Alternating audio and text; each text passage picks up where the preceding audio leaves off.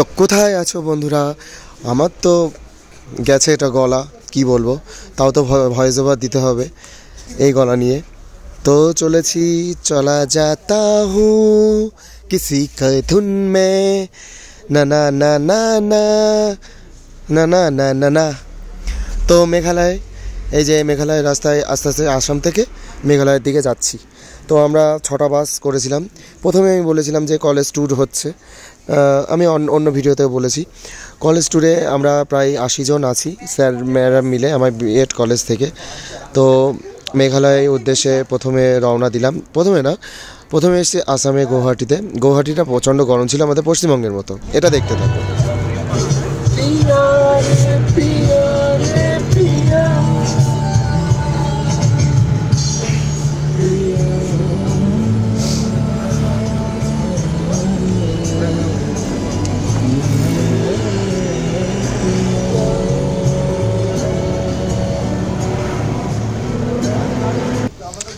তো ওটা ছিল গাড়ির ভিতরের ভিডিও, দেখতেই পেলে। আসামে নেমে তো বিশাল গরম, ভীষণ গরম। তো আসামে নেমে প্রচুর আসামিজ গানের কথাও মনে পড়ছিল এবং টুকটাক ভিডিও করেছি। গুয়াহাটিতে নেমে সেখান থেকে বেরিয়ে পড়লাম। বেরিয়ে পড়ে এই আমরা 4টে বাস ভাড়া করলাম। 4টে বাস ভাড়া করে তো চলেছি আসামটা প্রচণ্ডই গরম, আমাদের পশ্চিমবঙ্গের মতো। তারপরে আস্তে আস্তে যখন মেঘালয়ের দিকে রওনা দিচ্ছি, তখন দেখো এই যে প্রাকৃতিক যে পরিবেশটা না, এটা তখন আস্তে আস্তে না ঠান্ডা হতে শুরু করে। তো তোমরা কি শুনছো কোথায় সব চারিদিকে সব? আমার কথা না শুনে তো চারিদিকে সব পুরো গিজগিজ হয়ে যাচ্ছে। ব্যাপারটা না হলে তো পুরো গিজগিজ হয়ে যাবে না?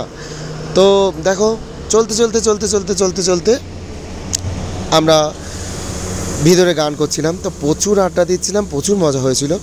ট্রেনে করে আস্তে আস্তে তো আমরা ভীষণ আড্ডা মেরেছি। ট্রেনের একটা ভিডিও ছেড়েছি, লং ভিডিও, সেটা তোমরা একটু দেখে নিও।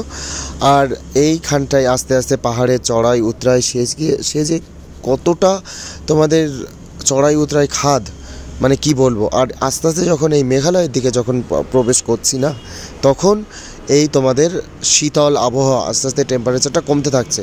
জানালার বাতাস যখন আসছে, তখন তো কান ফান পুরো ঠান্ডা হয়ে যাচ্ছে, ভীষণভাবে ঠান্ডা লাগছে।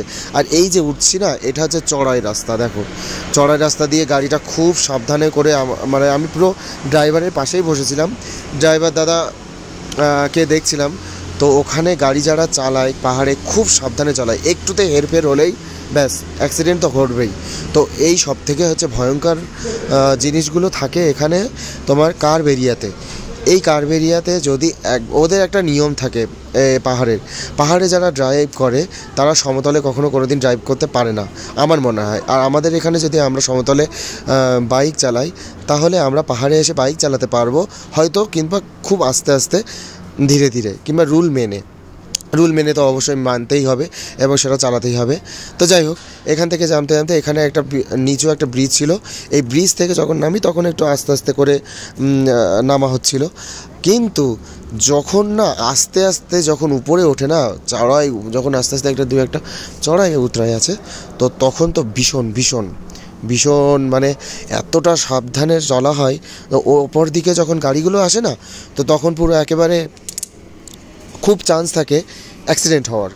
আর অন্য একটা গাড়ি আস্তে আস্তে আমি দেখছিলাম, একটা ট্রাক লরি ভর্তি গাড়ি, সে পুরো একদম ব্রেক চাপতে উপর থেকে নিচে নামছিল। আর এগুলো হচ্ছে সাইড ভিউ তো তোমরা দেখতেই পাচ্ছ, সুন্দর একটা দারুণ সাইড ভিউ। আর আমি যে হোমস্টে থেকে আছি, এই হোমস্টেটা দারুণ। তো হোমস্টের ভিডিওটা আমি এখনও পর্যন্ত দিয়ে উঠতে পারিনি, হোমস্টের ভিডিওটাও আছে। হোমস্টে না, এটা একটা হোটেল।